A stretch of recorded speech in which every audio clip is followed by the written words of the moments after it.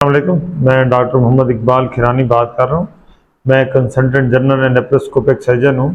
آج میں نے ایک بڑے اہم ٹاپک پہ بات کرنی ہے، وہ یہ ہے کہ ہمارے پاس اکثر سرجیکل او پی ڈی میں مریض آتے ہیں جن کے پاؤں پہ یا جسم کے کسی حصے پہ زخم ہوتے ہیں اور بہت خراب ہوئے ہوتے ہیں، مطلب وہ کافی دیر کے زخم ہوتے ہیں، تو وہ آگے کہتے ہیں کہ ڈاکٹر صاحب آپ ہمارا علاج کریں، لیکن ہم نے اپنے زخم پہ لوہا نہیں لگوانا۔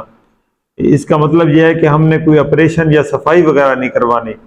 تو میں کہتا ہوں کیوں؟ بس کہتے نہیں، آپ ہمارا علاج کریں، ہمیں دوائی دیں، ہمیں پٹی کا بتائیں، لیکن ہم نے لوہا نہیں لگوانا، چاہے کچھ بھی ہو جائے۔ ان کو جتنی سمجھانے کی کوشش کریں، جتنا گائیڈ کریں، وہ اسی اپنی ضد پہ اڑے رہتے ہیں کہ ہم نے یہ کام بس نہیں کروانا، باقی جو علاج ہے وہ آپ لوگوں کے پاس ہے تو وہ کریں۔ جو بڑے ڈاکٹر صاحبان المعروف عطائی ڈاکٹرز ہیں، جو پٹی کرنے والے ہیں، انہوں نے یہ لوگوں کے ذہن میں ایک بات بٹھائی ہوئی ہے کہ آپ لوگوں نے مریض کی صفائی نہیں کروانی، اس کا کوئی آپریشن نہیں کروانا۔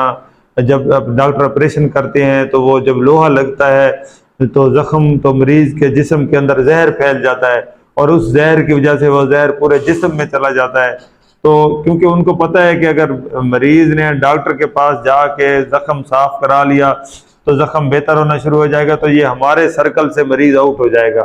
تو اس کام کو کنٹرول کرنے کے لیے انہوں نے یہ بات بڑی یہ صلاحیت کی ہوئی ہے لوگوں میں۔ تو یہ بات سمجھنے والی بات ہے کہ اگر آپ مریض کی صفائی نہیں کروائیں گے اور اس کا آپریشن وغیرہ نہیں کروائیں گے تو اس کا زخم بڑھتا جائے گا۔ ایک زخم ہے جو آج صرف صفائی سے ٹھیک ہو سکتا ہے، تو کل شاید مریض کا انگوٹھا کاٹنا پڑے۔ اگر کل انگوٹھا نہیں کٹوائیں گے تو پرسوں شاید اس کا پاؤں کاٹنا پڑے۔ اگر پاؤں نہیں کٹوائیں گے تو شاید مریض کی ٹانگ کاٹنی پڑے، اور کبھی کبھی مریض جان سے چلا جاتا ہے، انفیکشن اتنا بڑھ جاتا ہے۔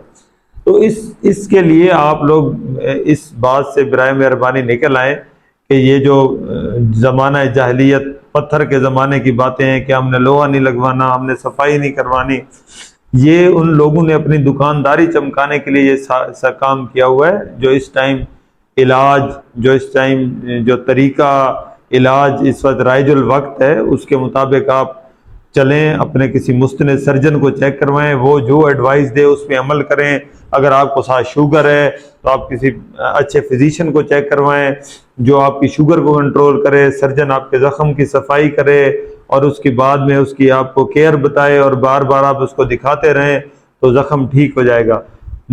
یہ کبوتر کی طرح آنکھیں بند کر کے بیٹھنے اور یہ حکیموں کی باتوں سے عمل کرنے سے آپ اپنے مریض کا نقصان تو کروا سکتے ہیں، اس سے فائدہ کوئی نہیں ہونا رہا۔ تو یہ آج کا دور بڑا تبدیل ہو گیا ہے، لیکن افسوس کی بات ہے ہمارے علاقے میں وہی فرسودہ سی باتیں، وہی پرانے باتیں چل رہی ہیں، اور روز ہم لوگ دیکھتے ہیں۔ اتنا افسوس ہوتا ہے کہ ایک مریض جس کی ٹانگ بچائی جا سکتی تھی، جس کا پاؤں بچایا جا سکتا تھا، وہ ہمارے پاس اس سٹیج پہ آیا ہے، اب قابل علاج نہیں رہا، یا ہمیں علاج کی ایسی صورت حال نکل آئی ہے علاج میں کہ ہمیں یا تو مریض بچانا پڑ سکتی ہے یا ہم ٹانگ بچا سکتے ہیں۔ تو خدا اور پرانی باتیں ہیں، ان سے نکل آئیں، آج کے دور میں رہیں۔ آج کے دور میں جو طریقہ علاج ہے وہ یہی ہے کہ زخم کی صفائی کی جائے، اچھی اینٹی بائیوٹک دی جائیں، شوگر کو کنٹرول کیا جائے تو زخم ٹھیک بھی ہو جاتے ہیں، اور مریض اتنی بڑی تکلیف سے، اتنے بڑے صدمے سے، اتنی بڑی معذوری سے بچ جاتا ہے۔ آپ امیجن کریں جس مریض کی ٹانگ کٹ جائے، جس کا پاؤں کٹ جائے اور مصنوعی ٹانگ لگا کے چل رہا ہو، وہ کتنی بڑی اذیت ہے ایک مریض کے لیے۔ تو اس لیے یہ ہمارا فرض بنتا ہے آپ لوگوں کو ایجوکیشن دینا کہ آپ لوگ برائے مہربانی کسی اچھے سرجن سے جلدی رابطہ کیا کریں تاکہ آپ ان سارے مسئلوں سے بچ سکیں اور آپ کے پیارے جو ہیں ایک بہت بڑی تکلیف اور مصیبت سے محفوظ رہیں۔ شکریہ۔